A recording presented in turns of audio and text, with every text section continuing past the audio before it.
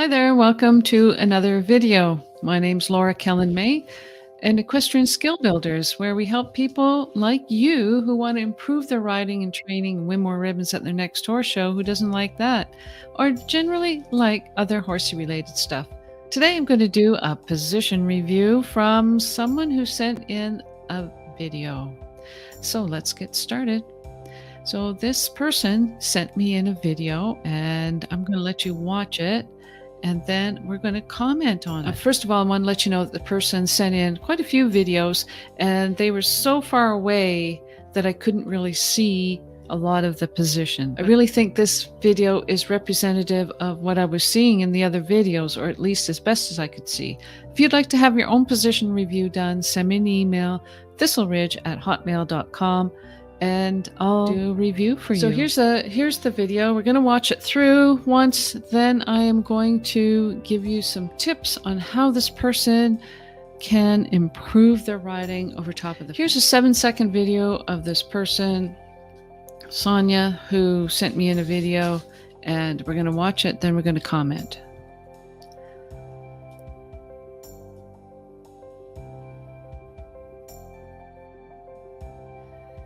What did you think about that? Generally speaking, right on. Good for you. Love the way you're going to that fence. You got the horse packaged together and you're riding with determination up into the fence. But let's dig a little deeper and go through it a little bit more step by step. You start off with a decent canter here. You've got them packaged together. Then you push them up into the jump. So let's just back this up a little bit.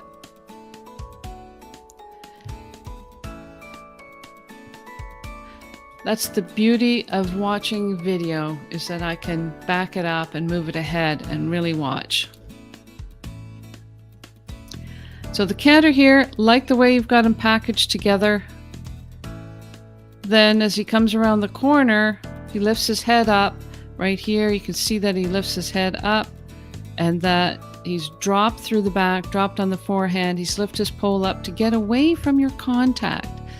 Try to keep him around her, keep your legs on and keep him through up into the contact by keeping your legs closed around his body so that he's pushing up into the bridle and swinging his hindquarters up underneath him. Right here, he's above the bit to get away from the contact, and then he drops down. He doesn't really push himself up underneath with his hindquarters.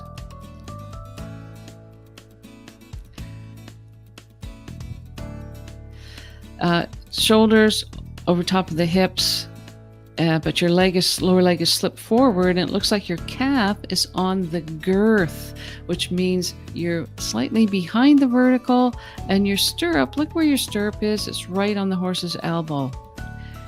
Generally speaking, we like to have the stirrup leather parallel to the girth or perpendicular to the ground. What I see here is your stirrup leather has pushed forward.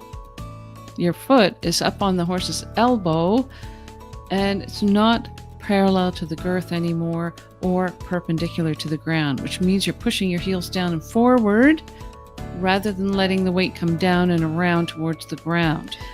This position here really tells the whole story of your riding position. It is that your shoulders are ahead and it looks like you're almost pulling yourself out of the saddle with your hands. You know, maybe you're not.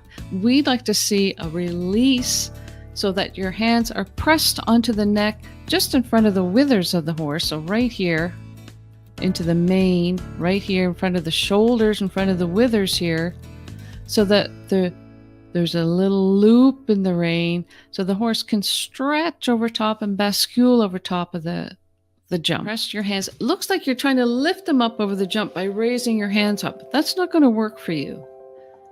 Your seat is over the pommel of the saddle. It should be closer to the seat of the saddle.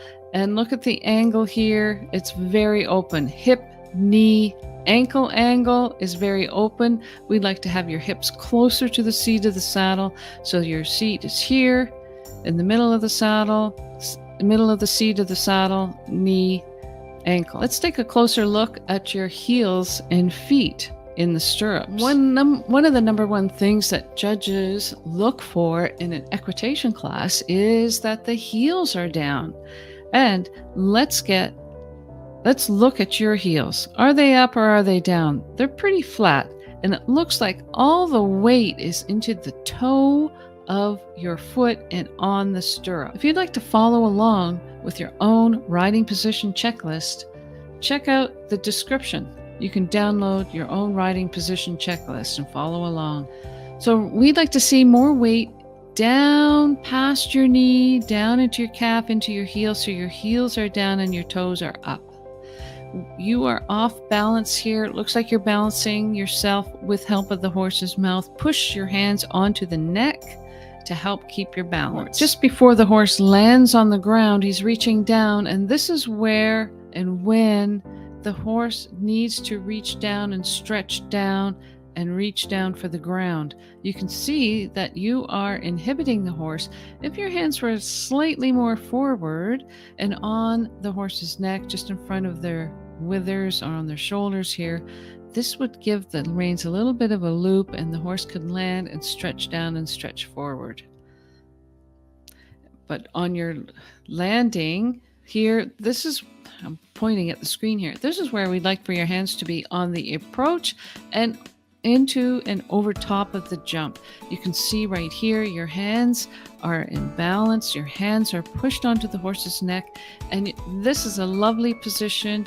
You've got the weight down into your heel, shoulders over top of your knee, over top of your toe. The weight is, you're pinching a little bit with your knees here, but the weight is coming down with your heels down and toes up. This is where we'd like for you to be. And then as the horse lands in your recovery stride, this is where he looks much more pleasant here, doesn't he? His ears are up and the reins are looped and he can move a little bit.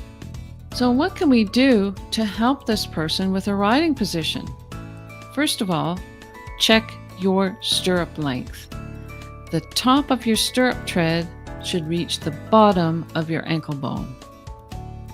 Top of your stirrup tread should reach the bottom of your ankle bone. That's the general rule of thumb. The next thing you can do is make sure that you are with your horse and keep your seat in the center of the saddle, is to practice your 2-point or jumping position over small jumps, poles on the ground.